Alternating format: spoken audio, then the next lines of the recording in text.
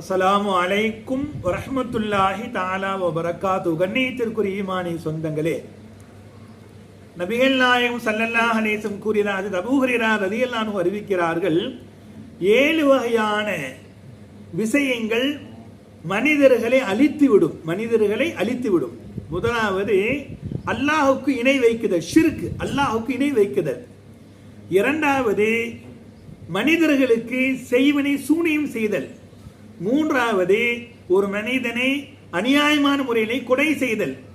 நான்காவது வட்டி பொருட்களை வாங்குவது, சாப்பிடுவது, அதற்கு உறுதுணையாக இருப்பது.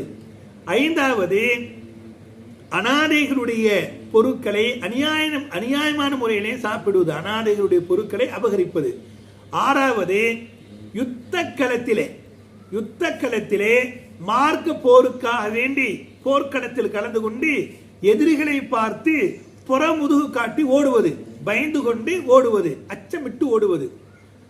ஏழாவது அநியாயமான முறையிலே ஒரு பத்தினி பெண்ணை அவதூறு சொல்வது.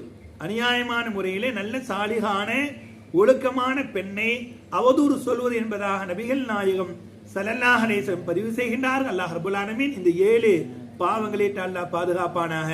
சாலிகான மனிதர்களாக, அல்லாஹ்வுக்கு பிடித்த அடியார்களாக இந்த உலகத்தில் வாழின தௌஃபீக்குல் ரஹ்மான் நம் அனைவருக்கும் தருவானாக. அஸ்ஸலாமு அலைக்கும் வரஹ்மத்துல்லாஹி தஆலா வ பரகாத்துஹு.